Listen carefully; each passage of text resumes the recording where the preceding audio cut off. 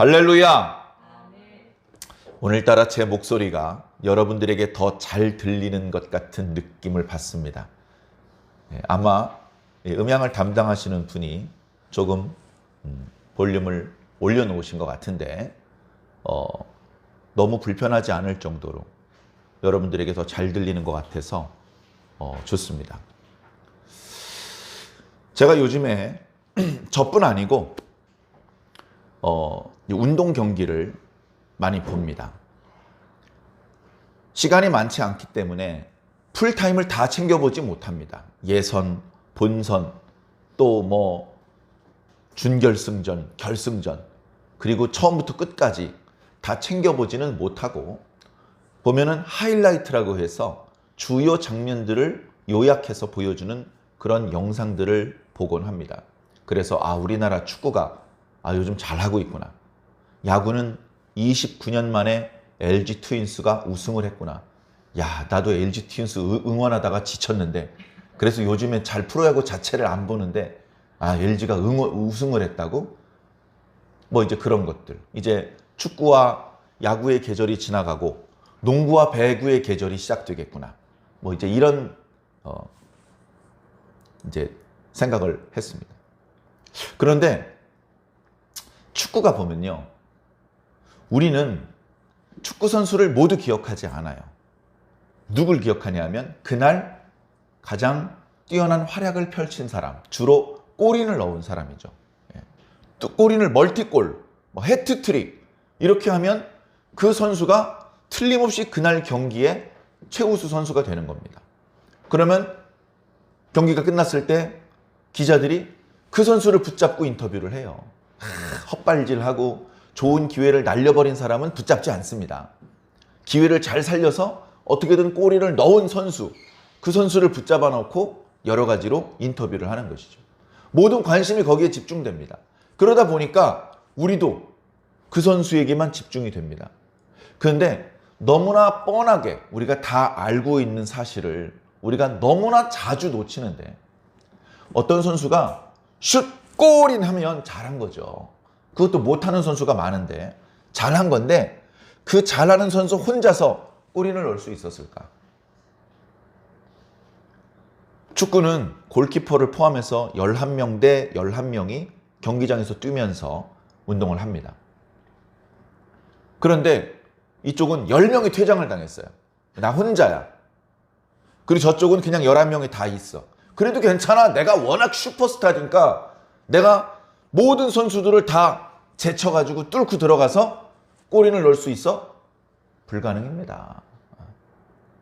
상대방은 나 정도 슈퍼스타는 아닐지 모르지만 팀워크가 탄탄하고 그래도 각 나라에서 스카웃이 된 상당히 뛰어난 운동선수들인데 그 11명이나 되는 사람을 뚫고 자기 혼자서 멋지게 슛을 성공할 수 있는 선수는 이 지구에는 단 한 명도 없습니다.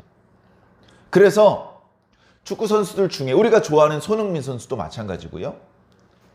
이렇게 이야기를 하면 내가 골인을 넣은 것보다 우리 팀이 이긴 것이 너무 기쁘다. 내가 골을 넣었지만 이건 내가 넣은 게 아니다. 우리 팀 11명이 다 도와줬기 때문에 내가 넣을 수 있는 것이다. 그렇게 이야기를 합니다.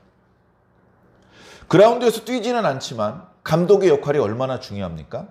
우리가 응원하는 어느 팀, 감독이 계속 바뀝니다. 왜 바뀌어요? 잘하면 바꾸겠습니까?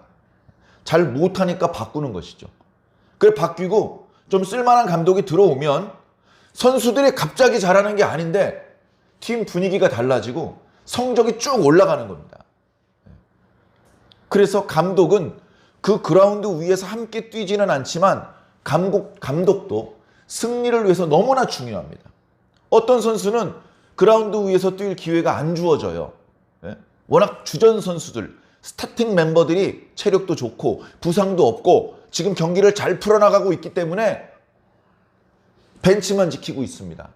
물론 유사시에 누가 부상을 당했거나 아니면 이미 승리가 어느 정도 확실해지면 선수를 보호하기 위해서 교체하기도 하는데 교체도 안 되고 그냥 벤치에만 앉아있는 선수. 야 임마 넌 승리를 위해서 아무것도 한 게 없잖아. 아니요.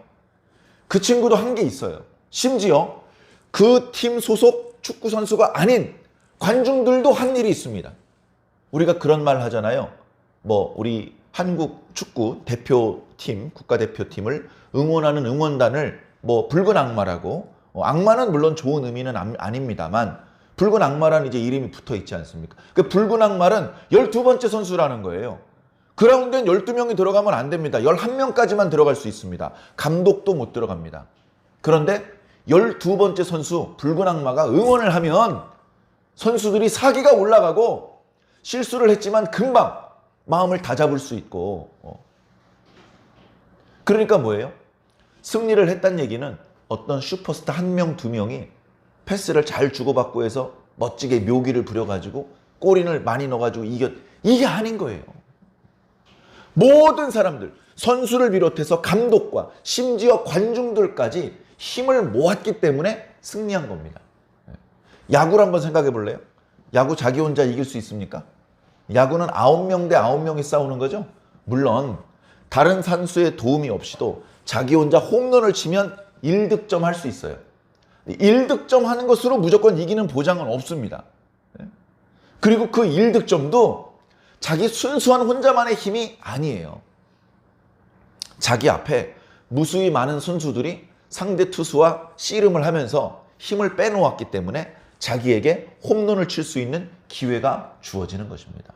야구도 마찬가지죠. 벤치에 있는 선수들, 감독들, 또 관중들 다 함께 힘을 모아서 경기에 승리를 한 겁니다. 물론 홈런 친 선수가 곧 야구 경기도 끝나면 인터뷰를 해요.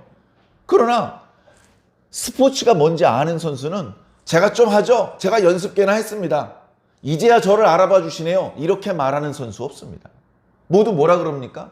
감독님이 지도를 잘 해주셔서 저는 감독님이 시킨 대로 했을 뿐입니다. 이번 승리는 아무개 선수의 공로가 큽니다. 제가 아니라. 수비할 때 그 선수가 자기 부상을 두려워하지 않고 몸을 날려서 그 공을 잡았기 때문에 우리가 분위기를 뒤집을 수 있었고 결국 승리할 수 있었습니다. 이런 식으로 얘기를 하는 거예요. 스포츠가 뭔지를 아니까. 이렇게 말씀드리면 6명 대 6명이 뛰는 7명 대 7명인가요? 핸드볼 또는 5명 대 5명이 뛰는 또 그 농구 6명 대 6명이 뛰는 건 배구 그런 팀 그 경기 말고 탁구 또 테니스, 배드민턴 이렇게 단식 경기는 혼자 힘으로 이기는 줄 알죠. 물론 그 개인 선수의 능력이 상당히 더 중요합니다. 그러나 보이지 않게요. 뒤에 코칭 스태프들이 한두 명이 아니에요. 연습시키고 부상 관리해주고 마인드 컨트롤 해주고. 그러니까 어떻습니까? 우리가 좋아하는 스포츠 뭐 이름을 다 말하지 않더라도 하다 보면 실수하죠. 실수할 때 고개를 탁 돌아봅니다. 감독을 봅니다. 괜찮아 괜찮아. 그래야 힘이 나는 거예요. 너 왜 실수했어? 뒤에서 감독이 이러고 있잖아요. 그러면요 실수했을 때 뒤 못 돌아봅니다. 감독이 눈부라르고 있는 게 느껴지니까. 그러면요 안 하던 실수 더 많이 하고요. 결국 지게 됩니다. 선수도 감독도 실수하고 지금 점수가 밀리고 있으면 답답하죠. 조급하죠. 그런데 그 조급한 마음을 에이씨 하면서 실망스러운 그 표정과 손가락질과 삿대질 뭐 이렇게 언성을 높이고 그러면 결국 이길 수가 없습니다.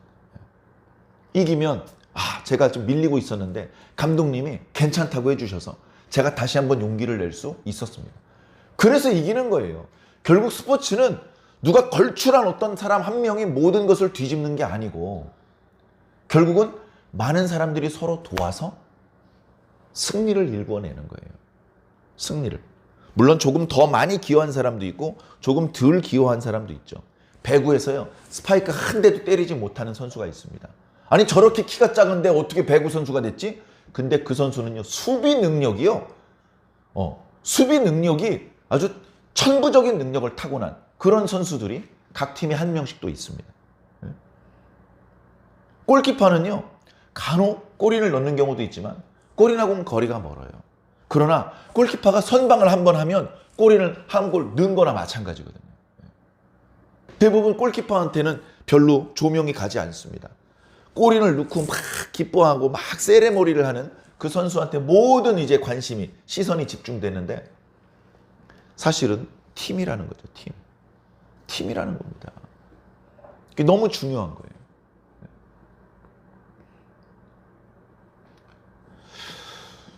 우리 교회도 팀이고, 여러분 각자 집으로 돌아가면 여러분 가정도 팀이고, 여러분 직장이나 또는 학교로 가면 학교도 팀입니다. 팀도 많죠. 뭐 이렇게 조별 과제를 할 때 3명, 4명씩 팀을 짜기도 하고, 아니면 반별 대항전을 해. 학교에서 운동회를 해. 그러면 그 반 전체가 하나의 팀이고, 그죠? 남자 축구 대회를 해. 여자들은 뭐 남자 축구인데 뭐 이기든지 지든지 맘대로 해라. 그럽니까?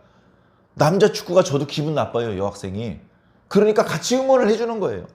그럼 여자 축구를 할 때는 야, 쟤네들 우리를 위해서 응원해줬는데 야, 우리도 좀 해주자.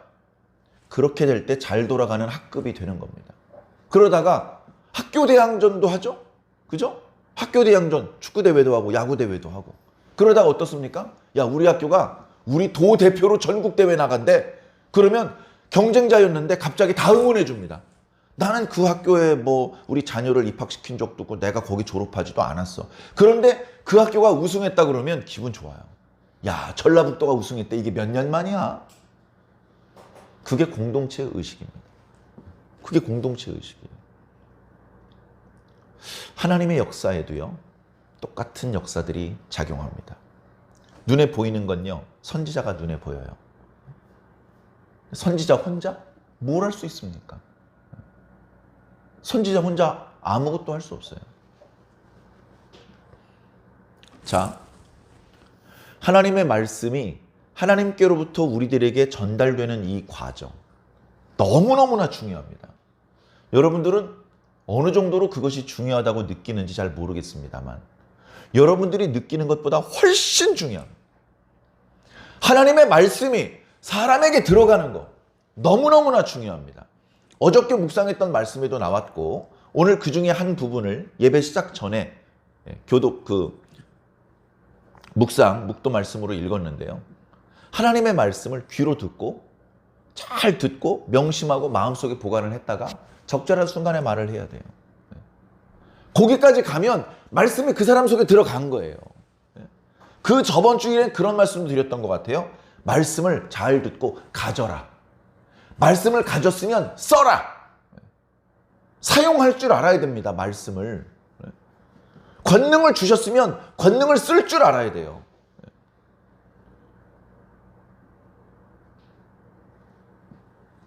하나님의 말씀이 하나님께로부터 사람들에게 전달되는 이 과정은 너무나 중요합니다. 너무나 중요하기 때문에 하나님께서 그 과정에 상당히 많은 에너지를 쓰십니다. 하나님께서. 다른 일도 마찬가지지만 특별히 말씀에 선포되는 그 순간을 하나님께서 무척 중요하게 생각하시고, 그 부분을 위해서 하나님께서 우리가 못 느끼는 부분까지 포함하면 어마어마하게 신경을 쓰시고 힘을 쏟으십니다. 그냥 아무 때나 말씀하시면 그냥 되는 건 줄 아는, 그게 아닙니다. 사람들이 듣든지 말든지 나는 그냥 나 말했다 이렇게 하시는 게 아니고, 이 말씀이 우리들 속에 들어가는 그것을 원하시기 때문에 그걸 중요하게 생각하시는 거예요. 자, 지금 우리가 주일 예배를 드리고 있죠. 주일 예배로 치자면 제가 많이 부족하지만 저를 통해서 말씀을 선포하게 하셨습니다. 그러면 짧게는 오늘 선포된 이 말씀을 제가 읽고 묵상하고 기도하고, 그렇게 뭔가 여러분들에게 말씀을 전할 수 있는 준비를 하겠죠. 그리고 근본적으로 어떤 본문이 주어져 있으면 그 말씀을 붙잡고 기도할 수 있는, 그리고 그 말씀의 어떤 학문적인 의미를 이해할 수 있는 그런 능력을 갖추기 위해서 오랜 동안 공부하고 훈련했겠죠. 그리고 단순히 그런 지식적인 교육, 훈련, 그것 이외에, 그죠? 단순히 뭐 몇 년 신학대학원 다녀서 공부한 거 말고 그 이전에 훨씬 더 오랜 기간 동안 신앙생활을 했던 경험, 그런 것들이 밑에 깔려 있겠죠. 그 모든 수십 년 전부터 준비되어 있고, 그리고 신학대학원에서 전문적으로 훈련과 교육을 받았고, 그리고 목회 현장에서 전도사, 강도사 과정을 거쳐서 목사가 되기까지의 또 훈련의 기간이 있고, 그리고 오늘 이 말씀을 위해서 또 준비했고, 그 모든 것들이 똘똘 뭉쳐서 지금 선포되는 거잖아요. 그러니까 다시 말해서 오늘 이 말씀은 하나님께서 수십 년 전부터 준비하신 말씀입니다.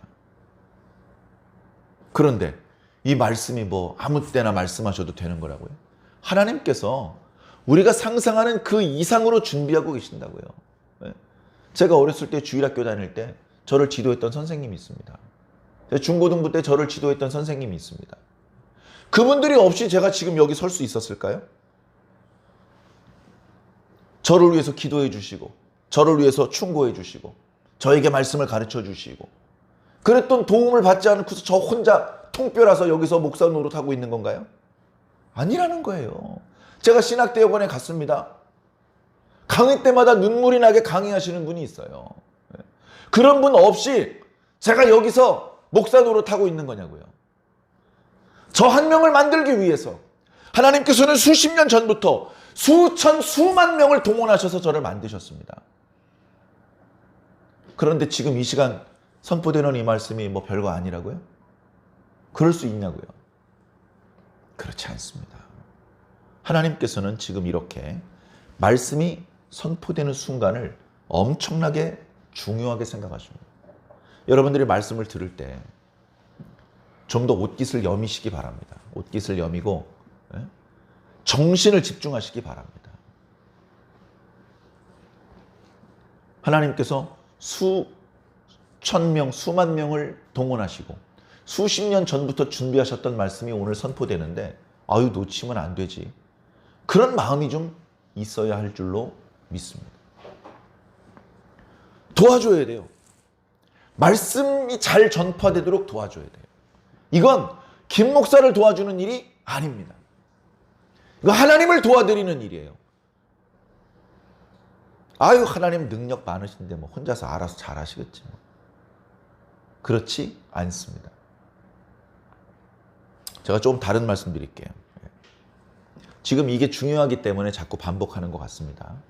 제가 좋아하는 어느 목사님 일이에요. 이야기인데 그분이 이제 목사님이 되기 훨씬 전에 주일학교 중고등부를 안 다니고 나중에 이제 대학생 때 아마 전도를 받으신 것 같습니다. 그래가지고 이제 신앙생활을 잘 시작을 하고 있는데 은혜도 받고 교회에서 무슨 작업을 할 일이 있어요. 교회에서 작업을 할 일이 있는데 뭐 이렇게 벽돌, 시멘트, 몰탈 해가지고 뭐 조그마한 창고를 만들어야 되나 봐요. 그런 작업을 하는데 교회 재정이 없는데 인부들 인건비 다 줘가면서 할 수가 없잖아요. 교회 재정이 어느 교회나 재정이 부족합니다. 그러다 보니까 조금 모양이 만족스럽지 못하더라도 교인들끼리 그 창고를 만드는 거예요. 할 수 없이 시멘트, 모래, 벽돌 이런 건 샀어요. 샀고 이제 그 흙손 같은 거 누가 이제 해가지고 누가 한 사람이 조금 해본 사람이 나머지 사람한테 이제 방법을 좀 알려줘가지고 어설프게 이제 벽돌을 쌓아가지고 올라가고 있습니다. 벽돌 작업, 시멘트, 뭐 모래, 푸대 날르고 보통 일이 아니죠. 힘든 일입니다. 그런데 아이고 이게 다 헌금하는 거래. 헌금하는 거래. 나 헌금도 얼마 못하는데 이렇게 봉사라도 해야지. 해가지고 그 교회 남자 성도들이 청년들 포함해서 많이 참여를 해가지고 이제 작업이 진행되고 있는데 문제는 뭐냐 하면 작업이 어느 정도 진행됐어요. 벽돌로 뭐 5층, 6층, 7층 이렇게 쌓아 올라가요. 야, 너 제법 한다, 야. 이러면서 서로 이제 웃으면서 작업을 하고 있는데 누가 옵니다. 아니, 누가 여기다 벽돌을 쌓으라 그랬어. 에? 여기가 아니고 여기 20cm만 이쪽으로 옮겨봐. 20cm만. 무슨 판자입니까? 벽돌을 20cm를 올려 다 깨트리고 거기서 다시 20cm 옮겨가지고 다시 거기 줄 맞춰가지고 쫙 쌓기 시작합니다. 3일 후에 누가 여기다 쌌어? 원래 자리에다 싸. 이렇게 되는 거예요. 이상하게 교회는 그런 일이 많아요. 그래가지고 영문도 모르고 예 알겠습니다. 죄송. 잘못한 건 없는데 한참 야단 맞고 그걸 또 옮깁니다. 또 옮기고 또 옮기고 나중에 벽돌 던지는 거예요. 입에서 욕만 안 했지 얼굴 표정이 욕이 입술 바로 앞에까지 와 있는 그 얼굴을 하고 벽돌을 에이씨 하고 그냥 갔어요. 갔어. 안 해! 손 씻고 갔어. 갔는데 또 그냥 갈 수가 있나요? 그래도 신앙인인데 막 한참 은혜 받았던 때인데 그래가지고 기도를 했어요. 기도를 했는데 눈물이 폭포처럼 쏟아지더라는 거예요. 눈물이. 왜 눈물이 났습니까, 목사님? 그때 뭔가 하나님께서 나한테 깨닫게 해주신 게 있대. 뭐냐 하면 그때 작업을 할 때 이렇게 보니까 자기가 나이도 제일 어리고 그 다음에 교회 전도된 것도 제일 늦게 전도된 거야. 저기 저 안수 집사님은 한 30년 됐고 저 장로님은 45년 됐고 뭐 이런데 자기는 뭐 몇 달 된 거야, 몇 달. 그러니까 어때요?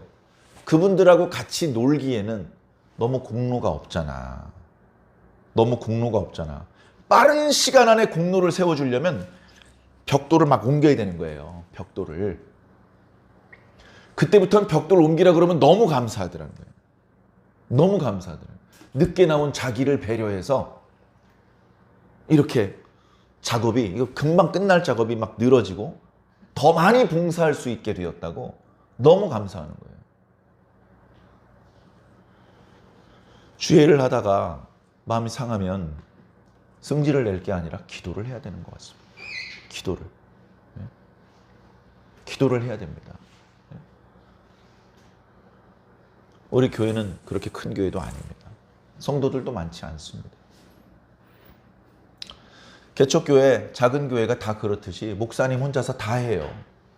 사모님하고 목사님 둘이서 다 합니다. 코로나 이후에 안 하고 있습니다만 예배 끝나고 식사, 커피도 마시고 과일도 먹고 그거 뭐 누가 해줍니까? 다 사모님이 하셔요. 교회 주보 만들고 교회 고장난 거 고치고 뭐 물건 나르고 뭐 어디 사다가 갖다 놓고 누가 합니까? 다 목사님이 하는 거예요. 전부 목사님 사모님이 합니다. 그러다가 이제 조금씩 도와주는 사람들이 생겨요. 사모님 설거지는 제가 할게요. 아이고 준비하느라 얼마나 고생 많으셨어요. 설거지 이건 별거 아니에요. 제가 얼른 하고 갈게요. 목사님 청소는 제가 조금 도와드릴게요. 제가 많이는 못해요. 요만큼만 제가 할게요. 목사님 주일마다 이걸 이렇게 나르셔. 내가 할게 내가. 목사님 예배 준비하셔. 예배. 목사님 주보는 제가 프린트 할게요 이제. 목사님 앰프 이거 껐다 켰다만 하면 되는 거잖아요. 제가 할게요. 그렇게 목사님 혼자 하던 거 사모님이 하던 거를 조금씩 성도들이 합니다. 사모님 주보 뽑아 놓으셨으면 저희들이 접을게요. 아 접는 것까지 사모님 다 하려고. 사모님 혼자 복 받으려고 그래? 아 그러면 안 되지. 이렇게 이쁘게 말하는 성도들이 나타나기 시작합니다. 그러면 조금씩 나눠주는 거예요. 그러다가 그 성도가 감기 걸려 못 나오면 또 원래 하던 목사님이 하고 사모님이 하기도 하고. 그러면 그 주보 접는 게 뭐 엄청 대단한 일입니까? 주보 접는 거. 그런데 그 주보 접는 일이 결국은 뭐랑 연결되냐 하면 목사님께서 강단에서 말씀 선포하는 것을 도와주는 일이 되는 거예요. 강단에서 말씀을 선포하는 일을 하나님께서 다른 건 몰라도 그건 잊지 않으십니다. 야, 너 말씀 선포되는 거 도와줬냐? 야, 고맙다. 나 이거 엄청나게 중요하게 생각하는. 내 천만 천사 다 동원해서 지금 하고 있는데도 잘 안 되고 있었는데 네가 도와줬어? 하면서 하나님께서 잊지 않고 복을 주시는 일입니다. 주의 종을 도와줘야 돼요. 주의 종을. 담임 목사님 도와드려야 돼. 부목사님은 뭐 설교도 별로 안 하시더만. 그런 말씀하지 마십시오. 부목사님을 도와주면 담임 목사님을 도와주시는 부목사님을 도와주는 거니까 담임 목사님을 도와드리는 겁니다. 네? 아, 난 예수님한테만 순종할래. 담임 목사님한테는 안 해. 그러면 안 되는 것이죠. 하나님의 종인 담임 목사님께 순종하는 것이 하나님께 순종하는 게 되는 것이거든요. 그래야 공동체가 삽니다. 공동체가 살아요. 담임 목사님이 교회에서 빗자루질 합니다. 정신이 똑바로 박힌 성도는 달려가서 목사님 빗자루 주십시오. 그래서 빗자루질을 해요. 그래서 보면 항상 교회에서 가장 낮은 사람이 먼지나는 일을 합니다. 그래가지고 낯선 사람이 그 교회에 딱 들어와가지고 담임 목사님 방이 어디예요? 그러니까 어떤 할아버지가 빗자루질 하면서 아 담임 목사님 방이요? 이 복도 저쪽으로 들어가시면 오른쪽 끝방이 담임 목사님 방입니다. 나중에 알고 보니까 빗자루질 하던 분이 담임 목사님인 거예요. 그래가지고 한번 실수를 할 뻔했어. 그래가지고서는 자기 후배가 그 교회를 방문할 일이 있다니까 귀뜸을 해줍니다. 야, 그 교회는 빗자루 들고 있는 분이 제일 높은 분이야. 걸레 잡은 분이 제일 높은 분이야. 얼마나 아름답습니까? 목사님도 먼지, 빗자루, 걸레 이런 거 마다하지 않고 달려가서 하시고, 그런 목사님한테 빗자루를 뺏어가지고 자기가 하겠다고 하고. 왜냐하면 그 모든 것이 하나님을 도와드리는 일이 되기 때문에 그렇습니다. 하나님을 도와드려야 돼요. 하나님의 능력이 부족해서 도움을 받으려는 게 아니고 우리에게 복 주시려고 우리가 하나님을 돕게 만드시는 겁니다. 하나님 혼자 다 해버릴 수 있어요. 그럼 누가 공로자고 누가 복을 받습니까? 하나님 다 할 수 있는데 남겨놓으시는 거예요. 우리가 하나님을 도울 수 있는, 하나님의 일에 참여할 수 있는 그런 걸 조금씩 남겨놓으시는 거예요. 없던 일을 자꾸 만드시는 거죠. 그러면 자꾸 일을 만드시지 힘든데 짜증이 날 수도 있죠, 인간적으로는. 그러나 그것은 우리를 골탕 먹이려는 하나님의 꼼수가 아니고 우리에게 복 주시려는 하나님의 계획입니다. 이 코딱지만한 교회, 사모님 부를 것도 없죠. 저 혼자 청소하면 그만입니다. 근데 굳이 같이 청소합시다. 불러내가지고 여기부터 여기까지는 당신이 하시고 요건 당신이 하시고. 그거 왜 그런 거예요? 그냥 복 받으라고 시키는 겁니다. 기술적으로 도저히 나누어 줄 수 없는 부분은 나누어 줄 수 없지만 그렇게 나누어 줄 때 고맙게 받으시기를 바랍니다. 그래서 그것이 결국은 김 목사 개인을 도와주는 걸로 끝나지 않고 하나님께서 하시는 일을 도와주는 일이 되는 거예요.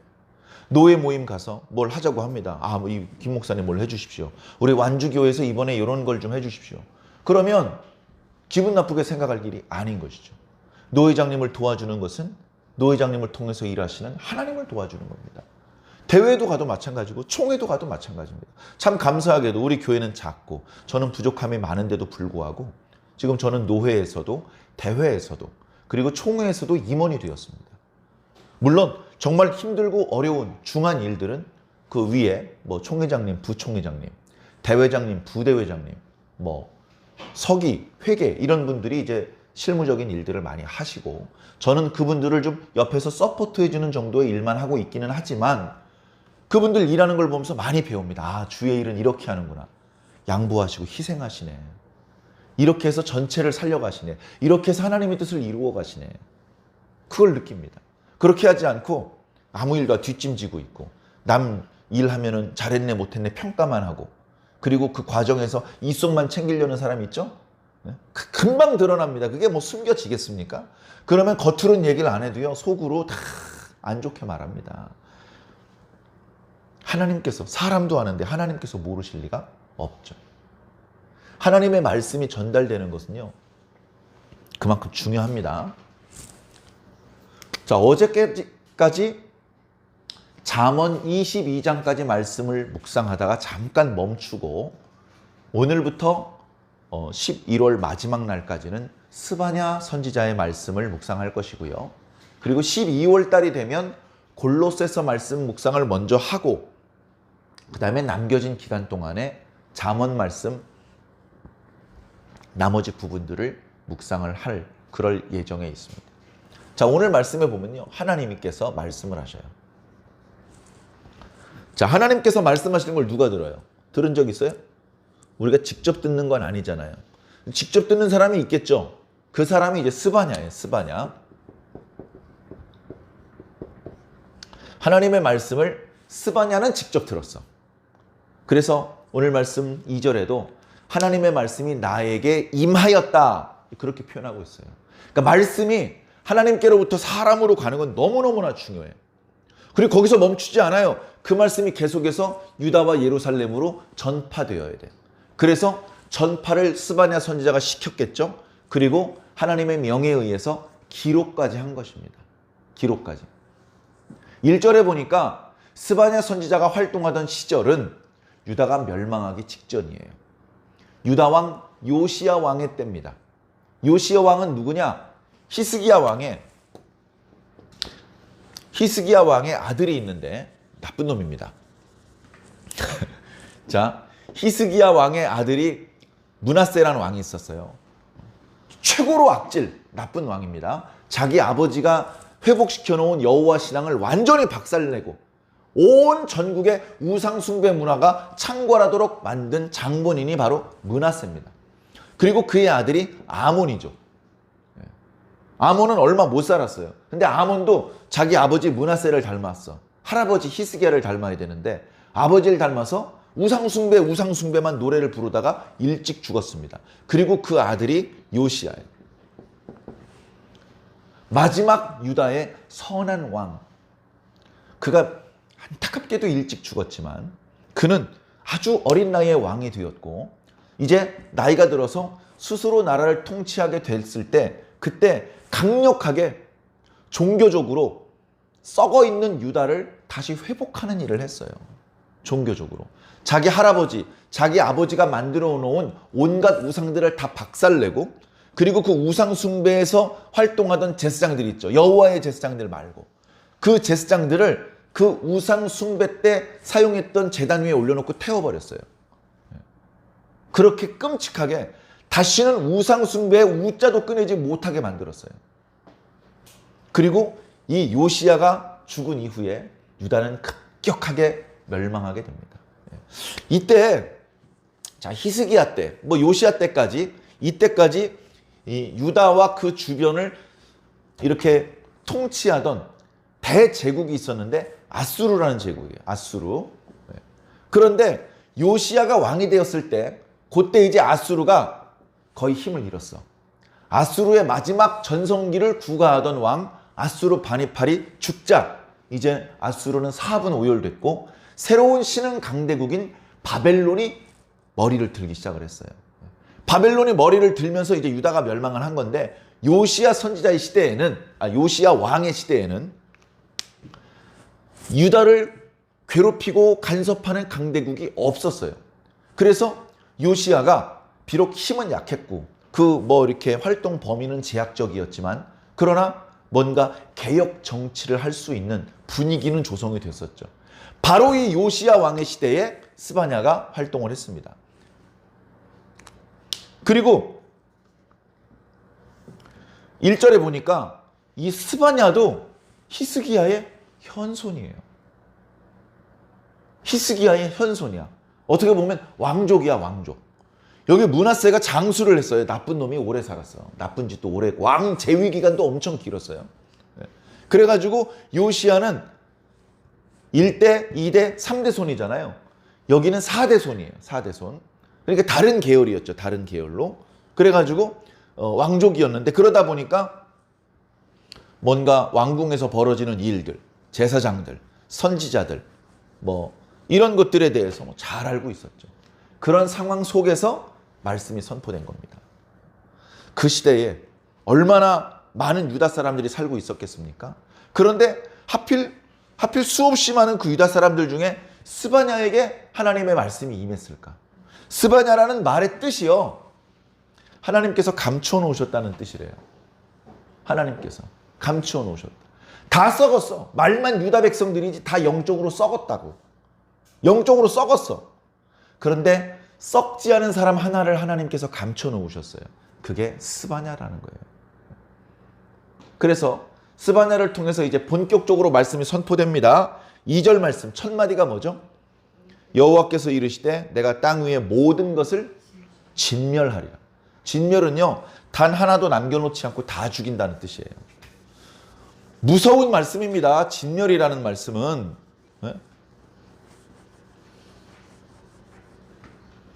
보통 전쟁을 치르면 누구를 죽이냐 하면 항복 의사가 없는 적군을 죽입니다. 그죠? 항복 의사가 있으면 적 군인도, 적 장수도 안 죽여요. 항복 의사가 있으면. 모욕을 당하고 고통은 당할지언정 죽이진 않는다고요. 끝까지 항복하지 않는 군사, 그 사람을 죽이는 거예요. 근데 하나님께서 진멸하라 라고 말씀하시면 항복 의사가 있는 군인도 죽이고요. 민간인도 죽이고요. 가축도 죽이는 겁니다. 다 단 하나도 살려놓으면 안 되는 거예요. 식물을 제외한 모든 생명체를 다 죽여야 되는 게 그게 진멸이에요. 무서운 말씀입니다. 근데 지금 그걸 하나님께서 하시겠다는 거예요. 야, 이거 누구한테 맡기지 않고 내가 직접 할래. 내가 다 진멸하겠어. 큰일 났습니다. 땅이 있어요. 이 땅에 하나님께서 심판을 베푸시는 거예요. 심판. 진멸하시겠다는 거예요. 그러니까 심판을 베푸시더라도 몇 사람 이렇게 콜록콜록 그 감기 걸리다 죽고 그래서 그 사람의 죽음을 가지고 다른 사람들을 두렵게 만들고 경고하고 이런 게 아니고 다 죽이는데 무슨 경고예요. 이건 최후의 심판인 것이죠. 마지막 순간에 야, 그동안 내가 기회를 많이 줬는데 너희들 그동안 내가 기회 줬지. 근데 너희들 그때마다 무시했지. 순종하지 않았지. 그래서 이제 마지막으로 너희들을 다 진멸하기로 했어. 이렇게 말씀하시는 겁니다. 자, 땅의 모든 것. 자, 그래서 그 다음 구절에 구체적으로 뭐냐 그랬더니 진짜 모든 것이에요. 사람도 죽이고 짐승도 죽이고 공중의 새도 죽이고 바다의 물고기도 죽이고. 네? 여러분, 노아 홍수 때도요, 바다의 물고기는 안 죽였어요. 그때는 이제 땅에 또는 날아다니는 짐승, 코로 호흡하는 녀석들, 그런 녀석들을 물로 멸망시킨 거예요. 근데 바다의 고기들도 멸망을 당하는 거 보니까 이 재앙은 그냥 경고성이 아니고 노아의 홍수보다도 더 강력한 위력을 가진 재앙이라는 말입니다. 자, 도대체 땅에서 하나님 앞에 얼마나 분노를 일으키는 짓을 했길래 하나님께서 야, 남겨놓을 거 없어, 다 죽여! 이렇게 결정을 내리셨을까? 자, 말씀이 사실은 약간 극약 처방적인 말씀입니다. 너희들 야, 불순종하면 안 돼. 범죄하면 안 돼. 선 넘어가면 안 돼. 그렇게 하다가 말 안 들으면 다 죽일 거야. 이렇게 말씀하시는 게 아니에요. 그러면 듣지를 않아. 말씀 시작할 때 다 자버린단 말이에요. 그러니까 어떻게 합니까? 입 떼시자마자 내가 다 죽인다. 근데 내가 죽이는 건 이거고 죽이는 이거는 이유고 그걸 뒤에 말씀하시는 것이죠. 하나님께서 모든 것들을 죽이신다. 그렇게 말씀하시면서 누구를 죽이냐면 거치게 하는 것, 그리고 악인들을 진멸할 것이다 라고 3절 중간에 말씀하셔요. 내가 사람을 땅 위에서 멸절할 것이다. 사람을. 자, 그러더니 이어지는 4절을 보니까 하나님의 심판을 베푸시는 범위가 확 좁아집니다. 땅 위, 그러면 어때요? 지구 위 전체잖아요. 땅 위에 살고 있는 모든 사람들이잖아요. 지구 반대편도 포함되는 거잖아요. 근데 범위를 확 좁히셔서 유다와 예루살렘. 이 정도면요, 사람 몸 전체가 아니고요, 여기 얼굴에 난 조그만 점, 그거 하나 정도만 하나님께서 심판을 베푸신다는 의미로 축소되는 것입니다. 왜 이런 말씀을 하시는지 우리가 잘 이해를 해야 돼요. 자, 유다와 예루살렘. 오늘 말씀이, 하나님의 말씀이 우리들에게 선포되는 것이 너무나 중요하고 그 과정을 돕는 것도 너무나 소중한 일이다는 그 부분에 아주 강조를 하다 보니까 오늘 본문 말씀에 대한 설명이 조금 늦어져서 조금 말을 빨리, 그리고 좀 진행을 빨리 시켜야 될 것 같습니다. 자, 이건 왜 그러냐면요, 유다가 중요하기 때문에 그래요. 유다가 중요해. 예루살렘이 중요하기 때문에 그렇다고요. 예루살렘이 중요해. 다른 데는 더러워져도 괜찮아. 예루살렘 더러워졌어? 다 죽여. 무슨 말씀인지 알겠습니까? 유다가 더러워졌어? 그럼 다 죽여. 사람이 더러워졌어? 다 죽여. 예를 들어서 이 지상에 살고 있는 무수히 많은 생물들 중에 사람은 어떻게 보면 소수입니다. 지상에 살고 있는 무수히 많은 생물들 중에서는. 그런데 하나님께서 보실 때는 다른 생물들, 육지의 짐승들, 날아다니는 새들, 바다의 고기들 이런 것보다는 사람이 중요한 거예요. 그런데 그 사람이 망해버렸어. 그러면 나머지 다 죽여버려. 다 필요 없어. 그 사람들 중에서도 유다 사람이 중요한 거예요. 그 유다 사람들 중에서도 예루살렘에 있는 사람이 중요한 거예요. 거기가 더러워졌으면 나머지 볼 것도 없어 다 뭉개버려. 이렇게 된다는 말씀입니다. 중요하기 때문에 이렇게 말씀하시는 것입니다. 자, 유다 사람들이 어떤 죄를 저질렀을까요? 그 뒤에 이제 나오죠.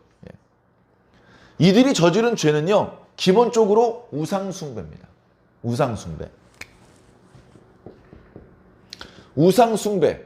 그리고 우상숭배 하는 사람들이 딱 우상숭배 범죄 하나만 저지르나요? 자, 우상숭배 저지르면서 연속동작으로 간음이라는 범죄를 저지르고요. 바로 이어서 살인과 도둑질이 딱 뒤따라옵니다. 종합선물 세트만이에요. 종합선물 세트. 우상숭배만 저지르고 끝나지 않는다니까요. 간음과 도둑질과 살인을 동시에 한단 말이에요. 동시에. 그래서 누가 간음하는 게 걸렸어요. 그 사람 밑에 뭐가 있을까요? 살인하는 마음. 그 다음에 도둑질하는 마음. 그 다음에 우상숭배하는 마음이 동시에 있는 거예요. 난 그런 건 없어. 간음만 했을 뿐이야. 에이, 그럴 리가 있습니까? 불가능하죠. 자, 그래서 하나님께서 말씀하시는 심판의 대상이 그 뒤에 이제 나오는데, 첫 번째는요, 지도자들입니다. 방백들, 왕자들, 이방인의 옷을 입고 있어요. 그러니까 그냥 지도자들이 아니고요, 타락한 지도자들. 우상숭배를 자행하는 지도자들이에요. 우상숭배를. 그 중간에 바알들을 없이 할 것이며 무슨 제사장들을 죽일 것이며 이런 말씀이 있는 것도 다 같은 말씀입니다. 자, 두 번째는요, 일반인들인데, 예를 들면 그 중에서도 상인들. 그래서 저 뒤에 보면 뭐 이렇게 은을 거래하는 자들이 끊어졌다 이런 표현이 있는데요. 결국은 상인들이 왜 하나님의 미움을 받습니까? 왜 하나님께 재앙을 당합니까? 불의한 상인들이기 때문에 그래요. 불의한. 정직하고 당당한 그런 방법이 아닌 것이죠. 왜? 이 영적인 것이 더러워지면요, 그 나머지 모든 것들이 다 더러워집니다. 자, 그 다음에 세 번째가 중요해요. 세 번째. 무관심한 사람들.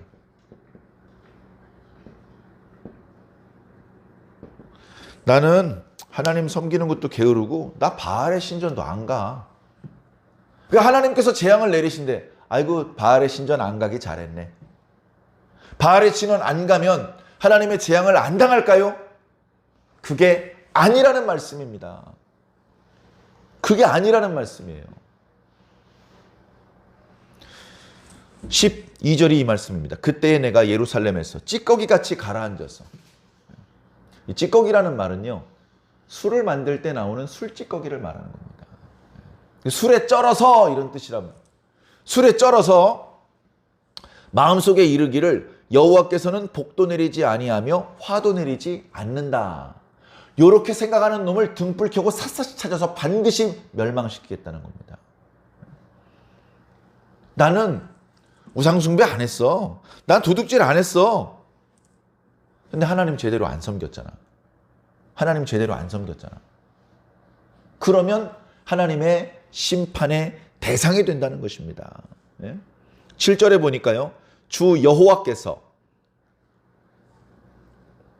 주 여호와 앞에 잠잠할지어다. 이는 여호와의 날이 가까웠기 때문이에요. 모든 선지자들, 특히 이사야 이후에 12소 선지자라고 우리가 알고 있는 그 선지자들의 말씀 속에는요, 여호와의 날이 있어요. 여호와의 날. The day of 여호와. 심판하시는 날이라는 거예요. 심판. 야, 니들 하나님께서 심판을 하지 않고 참고 계시니까, 기다려 주시니까, 기회를 주시니까 하나님 우습게 생각하지? 하나님은 복도 못 내려주시고 심판도 못 내리시는 무능한 신이라고 생각하지? 여호와의 날이 있어. 여호와의 날이 있어. 그 날이 오면 하나님께서 더 용서 안 하셔. 다시 기회를 주지 않으셔. 여호와의 날은 두려운 날이야. 여호와의 날은 두려운 날이야. 그 날이 오기 전에 지금 당장 회개해야 돼. 내일로 미룰 일이 아니야. 빨리 하나님께 돌아와야 돼. 그렇게 이제 무수한 선지자들을 통해서 말씀하셨거든요. 여호와의 날이 있다. 여호와의 날은요, 반드시 옵니다. 여호와의 날이 오고 나면요, 다시 기회가 없어요. 회개하고 용서받고 의인으로 바뀌고 그럴 기회가 없어요. 심판하시고 그리고서 하나님께서 회복하십니다. 회복. 자, 왜 회복에 대한 말씀을 지금 드리냐 하면 이 말씀은 보니까 목요일 날까지 묵상할 것 같아요. 스바냐서 말씀은 다음 주 주일 날에도 스바냐서 말씀을 이렇게 결론적인 부분까지 말씀드릴 기회가 없어서 지금 조금 그 뒷부분의 이야기까지 드리겠습니다. 오늘 말씀 뒤에 여호와의 날이 있을 것이다, 두려운 날이 임할 것이다 라고 말씀을 하시고, 그리고 그 여호와의 두려운 심판은 유다와 예루살렘을 넘어서 그 주변 이방 나라들까지도 심판하실 것이다. 왜냐하면 하나님께서는 단순히 팔레스타인, 유대, 예루살렘 그 코딱지만한 동네의 하나님일 뿐 아니고 온 우주의 하나님이시기 때문에 하나님의 백성, 아브라함의 자손이 아니더라도 하나님께서는 그 이방 나라들을 심판하실 권세와 자격이 충분히 있으신 분이기 때문에 그 주변 나라들까지 심판을 하신다. 그리고서 3장 뒷부분에는 하나님께서 회복하시는 말씀이 나타나십니다. 다시 회복시켜 주실 것이다. 심판하시고 회복하시고, 뭐야 그러면 다 똑같은 거 아니야? 심판했다 회복했다 막 똑같으네. 근데 이 회복은요 사실은 뭐냐면 재창조입니다. 재창조예요. 재창조. 원래랑 똑같을 수가 없죠. 원래랑 똑같을 수는 없어요. 다 똑같더라도 뭐가 달라지느냐? 내용물이 달라지는 겁니다. 내용물. 좀 속된 말로 말씀드리면 물갈이를 하신다는 거예요. 전에 하나님께서 주셨던 땅에 살던 사람들 다 진멸하시고 다시 깨끗하고 아름답게 만드신 다음에 다른 사람이 거기 들어와서 살게 만드신다는 거예요. 이게 회복과 재창조의 역사입니다. 지금 우리가 살고 있는 세상, 이 세상은 하나님께서 우리에게 선물로 주신 세상입니다. 이 세상을 막 훼손하고 오염시키고 망가뜨리면 우리만 손해입니다. 우리가 이 세상에 대한 관리자로 하나님께 임명받았기 때문에 이 세상이 망가지지 않게 잘 관리를 해야 돼요. 그런데 인간의 욕심과 어리석음, 그것 때문에 세상이 많이 망가졌어요. 엘니뇨 현상과 라니뇨 현상이 겹치기로 오면서 기후가 예상하기 어려운 지경이 되었습니다. 그 손해를 고스란히 사람들이 당하고 있어요. 그래, 지금 이 세상을 이렇게 망가뜨린 사람이 하나님께서 재창조하신 회복된 세상에서도 계속 살 수 있을까요? 아니죠. 다 진멸되는 거예요. 다 죽는 겁니다. 다 쓸어내버리시고 이 새로운 땅에 들어와 살 수 있는 사람을 하나님께서 데리고 들어와 사는데, 누가 데리고 들어와 사냐면 남는 자. 하나님께서 심판을 하셨는데도 완전히 사라져버리지 않고 남는 자가 있습니다. 이 사람은 어떻게 남았지? 하나님의 능력이 시들시들해졌나? 아니요. 하나님께서 일부러 남겨놓으신 자입니다. 하나님께서 강력하신 힘으로 눌렀는데 어떻게 그걸 버티고 서 있어요? 누르시면 찌그러져 터져 죽는 거죠. 하나님께서 찍어 눌렀는데도 누가 살아남았다면 그건 하나님께서 소홀하게 찍어 누르신 것이 아니고 일부러 살려 남겨놓으신 겁니다. 왜? 새로 재창조된 세상을 기업으로 얻게 하시려고. 우리가 소망하는 게 이겁니다. 남은 자가 되어야 됩니다. 지금 우리 주변에 살고 있는 수없이 많은 사람들이 모두 남은 자가 될 수는 없습니다. 하나님께서 말씀을 선포해 주실 때 들어야 됩니다. 믿어야 됩니다. 순종해야 됩니다. 하나님께서 하시는 일들을 도와드려야 됩니다. 그렇게 하나님 편에 서 있는 자들 중에서 남는 자가 나오는 겁니다. 남는 자가 나오는 겁니다. 나는 양다리에 걸쳤어. 하나님의 이름으로도 맹세하고 말감의 이름으로도 맹세해. 그러니까 하나님을 믿긴 믿는 거잖아. 양다리에 걸친 사람 다리 찢어져 죽습니다. 자, 그 다음에 나는 하나님도 안 믿고 바알도 안 믿어. 그렇게 무관심한 사람은 괜찮을 줄 아느냐? 아니, 너희들도 명백한 심판의 대상이야. 그럼 누가 남는 자냐? 오직 하나님을 믿고 의지하는 자입니다. 오직 하나님을 믿고 의지하는 자. 자, 6절 볼까요?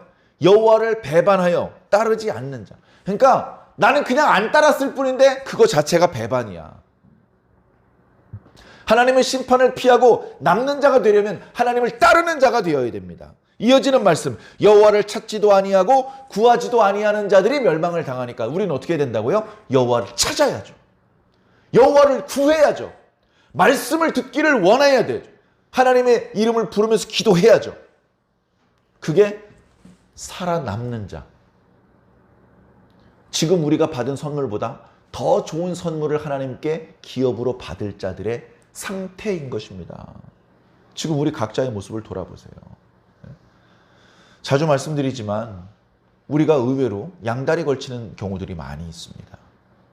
하나님을 믿으면서 돈을 믿고 하나님을 좋아하면서 쾌락을 좋아하고 이런 경우 많고요. 그 다음에 하나님께 대해서도 열심히 없고 세상적인 거에서도 별로 열심히 없고 이런 경우도 많이 있습니다. 거의 대부분은 하나님은 버리고 세상적인 일에 열을 올리는 거죠. 우리는 그렇게 되면 안 돼요. 세상적인 거, 어차피 썩을 거, 어차피 멸망하여 없어질 거, 거기에다가 정을 주지 말고 잡아먹을 짐승한테 이름을 안 붙인다 그러잖아요. 집에서 잡아먹지 않고 그냥 데리고 살 짐승, 반려동물들 거긴 이름을 붙입니다.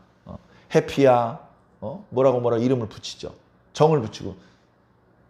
그런데 돼지, 닭, 소 이렇게 길러가지고 잡아먹을 소 이름 안 붙여요. 번호만 붙입니다. 번호. 정을 들이지 않는 것이죠. 어차피 썩을 거, 어차피 죽을 거. 정 들면 어때요? 마음이 아픈 거예요. 죽었을 텐데. 그 고기 그릇에 들어가 있을 텐데. 그런 거 생각하면 아주 마음이 불편합니다. 그러니까 정을 아예 안 주는 거예요. 정을. 어차피 썩을 세상을 사랑하고 어차피 무너질 도성을 사랑하고 거기에 정을 붙이고 그러면 하나님 나라에 어떻게 갑니까? 그래서 하나님의 백성들을 나그네라고 그랬잖아요. 우리는 여기에 뿌리를 내리려고 여기 지금 살고 있는 게 아니고요. 여긴 지나가는 데예요. 여기 지나가서 하나님 나라에 들어가서 거기서 뿌리를 내릴 겁니다. 그럴 사람들이기 때문에 지금 현재 살고 있는 이 땅에 너무 정을 들이면 곤란할 것 같습니다.